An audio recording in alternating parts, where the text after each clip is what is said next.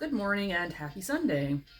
First, I want to ask, have any of you guys had Screwball whiskey? It's peanut butter flavored whiskey. This stuff is dangerous. It tastes like old fashioned Halloween candy that you get when you were trick or treating back in the 80s, not the modern candy they have now.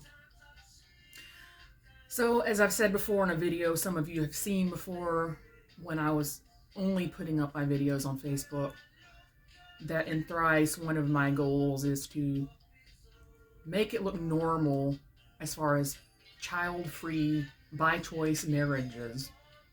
And my four characters all have different reasons why they don't want children.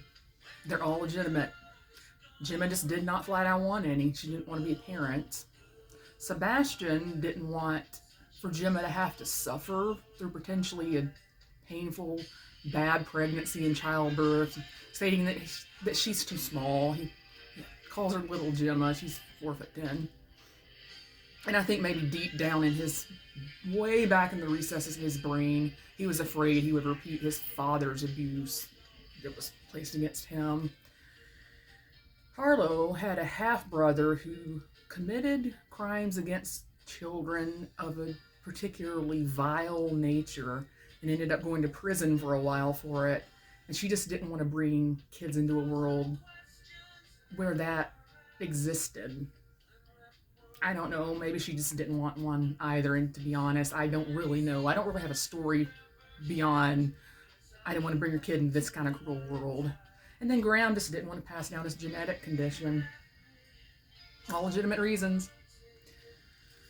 So I was watching a YouTube channel, and I wish I could remember the name off the top of my head, where a group of women were expressing frustration over men who sit there with one of those old-timey looking mics with their channel talking about why don't women want to have children, that's so selfish, blah blah, why don't we want to pass down a legacy. And I think all these women that I was watching, they have an additional hardship on their lives because they're black women. I will never know their struggles, so that's probably why their level of frustration might be a little bit higher. First of all, let me start off with this. A child is not a legacy. A legacy is something that you put out in the world that's not a person. Your legacy could be influential music you wrote, or a life-changing invention that you invented, or you were the best emergency dispatcher that ever existed, or you were the best police officer who ever existed. I want my legacy to be, I'm putting stories out there in the world, and potentially they might change somebody's life or make them want to create their own content, or just make them maybe want to write a song, or not be afraid to go after a dream and not thinking you're too old to go after a dream. I want my legacy to be stories that people took in and enjoyed somehow or impacted their life. Child is not a legacy. Child could be the next guy that invented the cure for cancer. Sure, that kid that I didn't have could have done that, and that kid I could have also have been the next Jeffrey Dahmer. I mean, it's a gamble. And as far as to the you're selfish for not having children, I have asked this question multiple times and never received an answer. To whom am I being selfish exactly by not having a kid? The hypothetical kid? Like, to who am I being selfish? And you could turn around and you could reverse the question and ask people who did have children, what unselfish reason did you have a child? Can they come up with an answer? Probably not. Maybe the closest answer that they could come up with is we have to keep the human species alive, and we have to have children. Okay, maybe I can see that as a fraction, even though, are we entitled to go on to the end of time? Are humans entitled for that?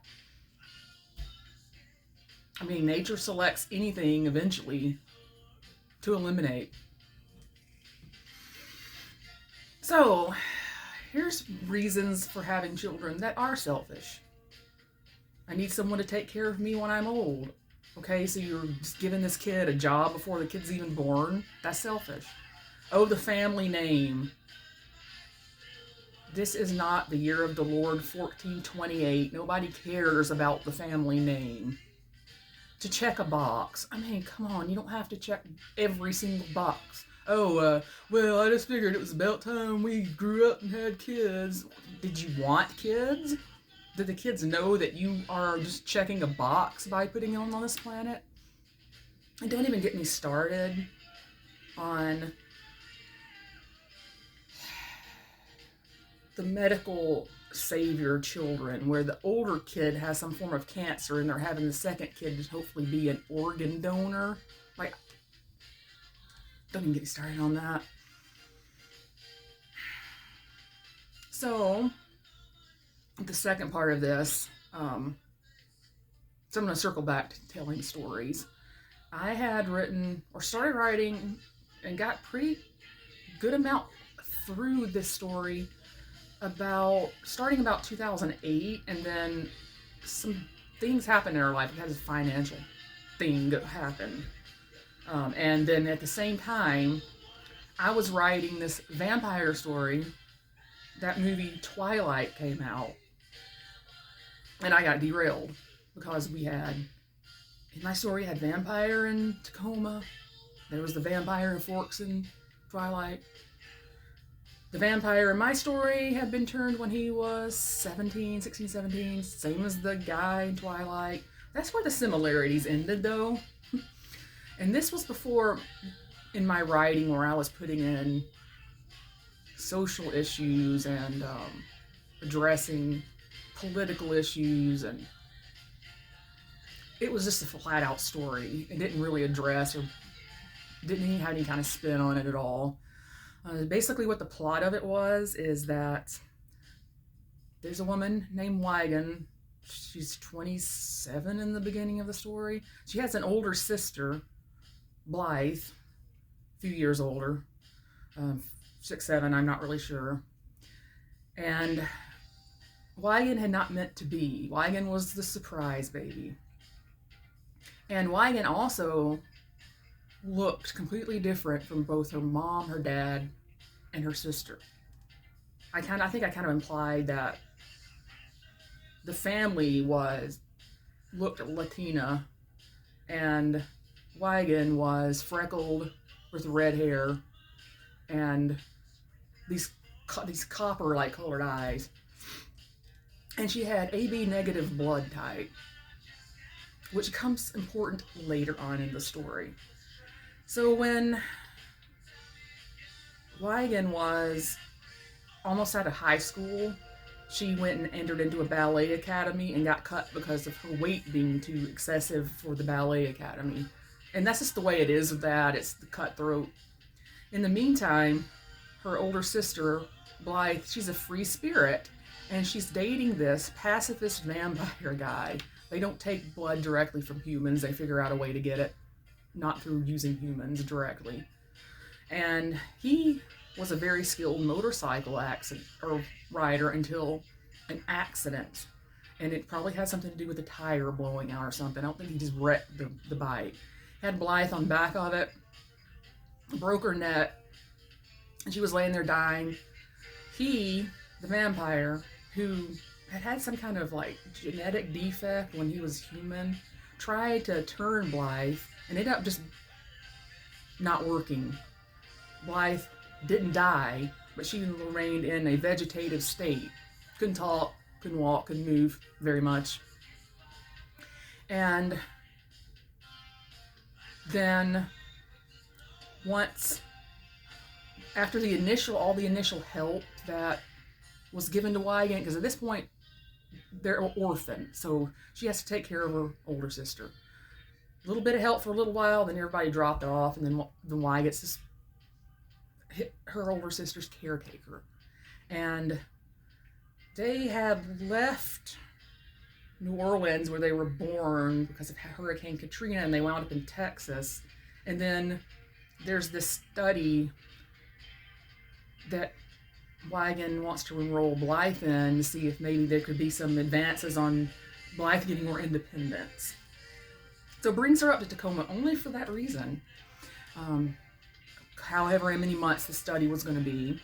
And so in the meantime, Wigan meets the teenage vampire who had been born in Prince Edward Island, and he escaped his family farm because he was really interested in technology, and he went to become a telegraph operator at a hotel where he meets the vampire that turned him, who happened to be a time-traveling vampire who came back to that time from the future. So the way my teenage vampire, whose name is Ian, by the way, was like, oh yeah, well, he predicted space travel and he predicted the internet. He didn't predict it. He was just, telling you what reality was going to be. And then Ian got sick with pneumonia, was on the brink of death, and his weird friend Walter turned him into a vampire. And they ran together for years and years until in sometime in the 70s, Walter ended up trying to save somebody out of a burning house, and that's one way my vampires in my reality can die, is by fire. You couldn't get out of the house and got burned up and died. In modern day, where I was writing it, Ian is basically a computer hacker. He doesn't have exactly a legal job to make his money, but he can do all the new techie stuff. So then he and Wigan end up dating, and then they end up falling in love.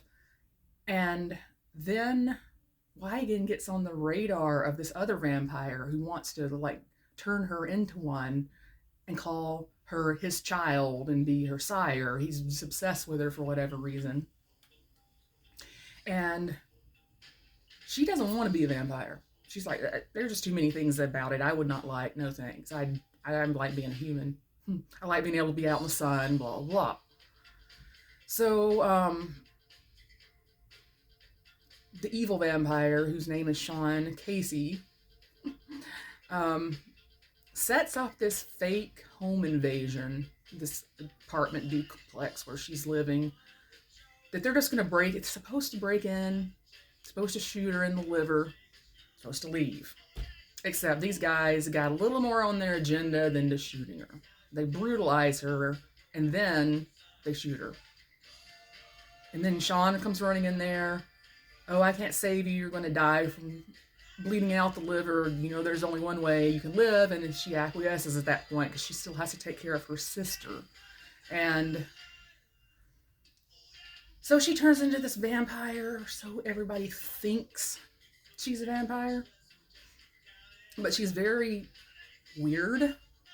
Like A, B, C, D, and E, the boxes that you check when you first turn into vampire, she's not exactly following it. And she keeps trying to dig up produce and eat it. And she says she's starving, and she says she's thirsty. And they're giving her blood. And they're like, well, vampires can't be thirsty. They can't be hungry. And I kind of stole a couple of plot points from this television show called Moonlight, where the vampires in my fiction could just drink straight alcohol because it doesn't have to digest. And that they had to sleep overnight in freezers, because otherwise they would just start biodegrading. I don't remember the reason I put in there as an explanation as to why they had to do that. So she's really hates cold. Why? And she's like, no, I'm not sleeping in a freezer. And try to force her to do it. And she just can't do it. And then eventually they're taking her to a doctor that can say, a vampire / human doctor, who can say, yeah, she needs to be terminated because she's not a viable vampire. But the doctor's going to make that determination. And when she gets all these exams, it turns out that Wigan is a hybrid vampire and human who does have to eat certain kinds of food and who does have to drink water and does not have to sleep in the freezer. So, and is going to live a very long life, but is ultimately mortal, die of old age. Just very, very old age, like a Vulcan. So,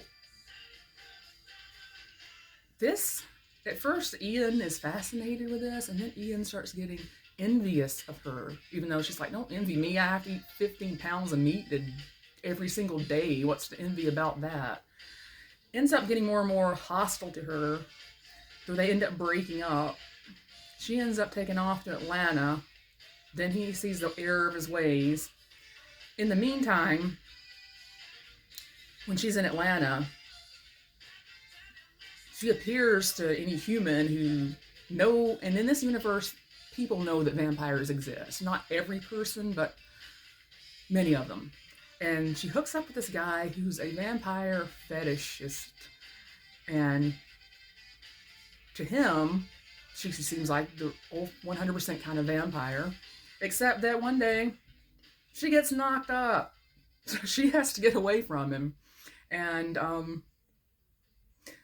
she gets back with Ian, who says, well, I'll raise this child like my child. And they have this great kid that ends up like being the president of the United States or something really important when she's an adult. So she was meant to be here, and she's a legacy. Hope everyone has a good day.